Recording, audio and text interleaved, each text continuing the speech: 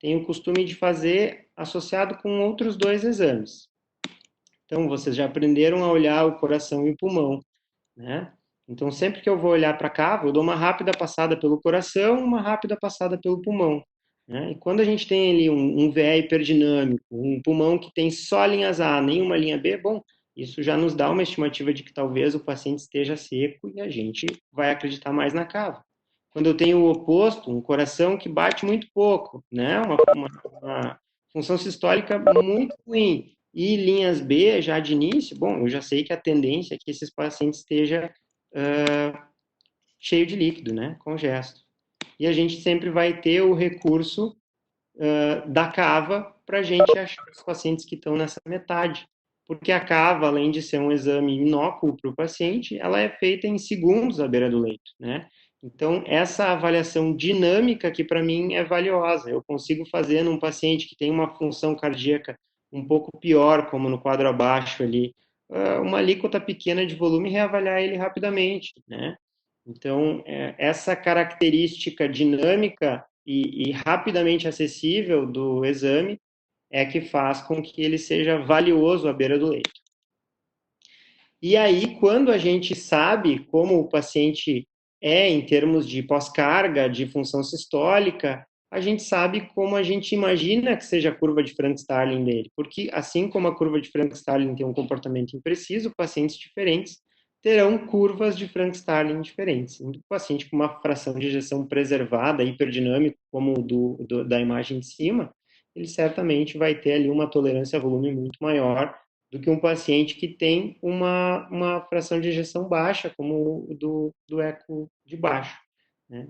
Então, essa avaliação de como está a máquina que o Felipe e o Diego ensinaram vocês a fazer, ela é valiosa para que a gente consiga encontrar o nosso paciente. Então, quando a gente vai procurar a cava, a gente pode usar o probe convexo, né, que a gente usa para fazer o FAST, o exame abdominal, ecopulmonar, ou a gente pode usar o probe curvilinear cardíaco, né? Os dois funcionam.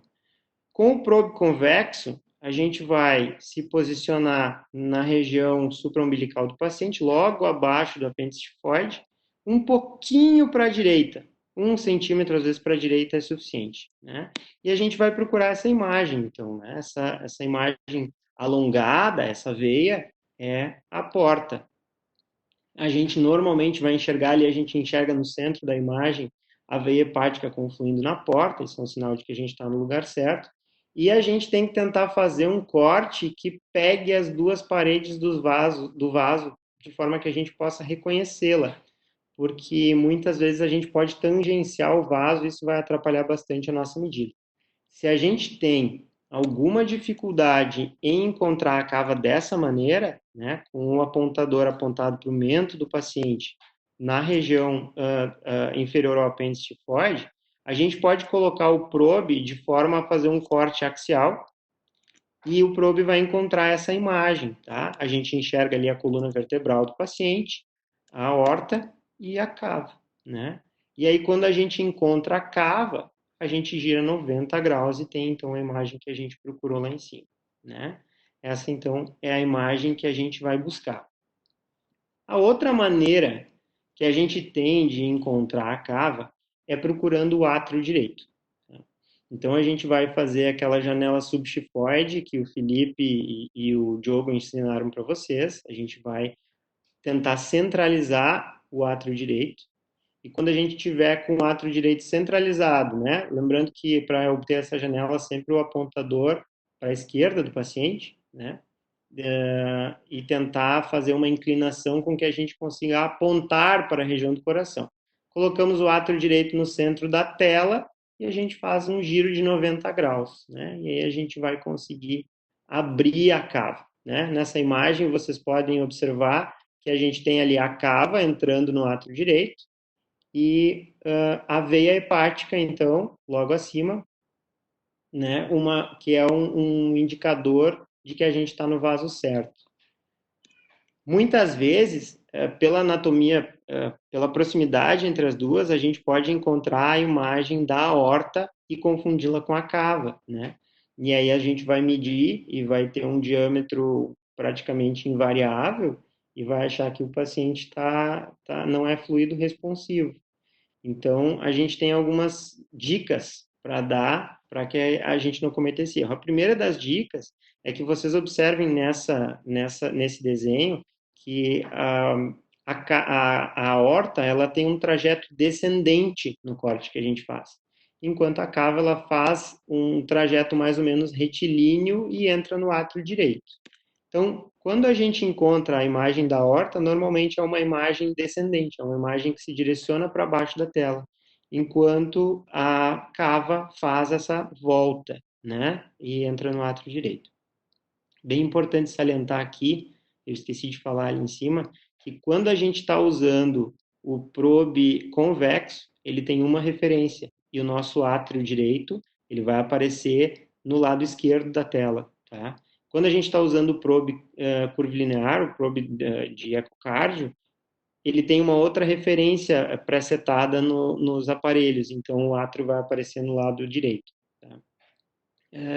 Quando a gente tem dúvida ainda se está na cava ou está na aorta, a gente pode colocar o Doppler, né, e a gente vai ver a pulsação da aorta, ou a gente pode procurar a veia hepática, como a gente consegue ver na imagem da cava.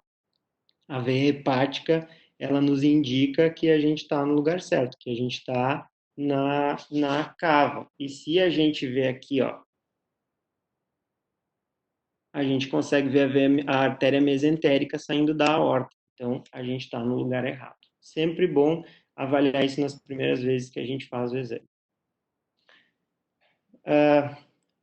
Normalmente, nos extremos, é muito fácil avaliar a cava, leva segundos. A gente coloca o probe, encontra a imagem. Se a cava é colapsante, a gente sabe que muito provavelmente esse paciente é fluido responsivo. Se a cava é pletórica, engurgitada, a gente sabe que esse paciente já tem uma sobrecarga hídrica, né? Mas quando a gente quiser medir ela, a gente pode medir. A gente tem que dar um espacinho ali de 1 a 2 centímetros do átrio direito e fazer uma medida. Se a gente tem dificuldade de medir ela na inspiração e na expiração no modo B, a gente pode, inclusive, com esse traçado que eu mostrei ali, passar o modo M por ela, tá? Só que sempre tendo o cuidado de cortar ela de forma perpendicular no modo M e não de forma transversa. Usualmente eu meço ela no modo B mesmo, então a única coisa que eu respeito é sempre dar uns 2 centímetros do átrio direito, e a gente vai medir isso na expiração e na inspiração, e aí aplicar os cálculos para saber se o paciente é fluido responsivo ou não. Uma dica rápida para a gente não precisar ficar medindo a distância do átrio até a cava é a gente medir próximo da confluência da veia hepática, não vai ter erro, tá? Esse é o ponto da cava onde a gente tem que avaliar a variação. Então, aqui, por exemplo, a gente tem um extremo, né? A gente encontra a cava do paciente, já dá para ver que é uma cava que colapsa facilmente, é uma cava de um calibre bem pequeno, né? A gente não precisa fazer qualquer medida para saber que esse parâmetro já nos diz que o paciente é fluido responsivo. Bom, vamos avaliar a função sistólica dele, vamos avaliar como é que está o parênquima pulmonar, mas essa variável fala a favor de dar volume. Aquele to give or not to give, esse paciente podemos dar volume. Enquanto quando a gente encontra uma imagem assim, também, né, dispensa maiores cálculos. A gente vê que é uma cava bem engurgitada, pletórica, né, com uma mínima variação a respiração. Então, esse paciente, bom, vamos pisar no freio, vamos pelo menos nos referenciar em outros parâmetros antes da gente fazer um desafio hídrico nele. Então, quando a gente vai fazer a medida da cava, a gente tem que lembrar que existem duas situações completamente distintas. O paciente que está sem ventilação mecânica, que está respirando espontaneamente, né? E o paciente que está sedado em ventilação com pressão positiva. Tá? A gente vai adotar parâmetros diferentes para julgar esses dois pacientes. Sempre lembrando a medida, então, a 1 ou 2 centímetros do átrio direito.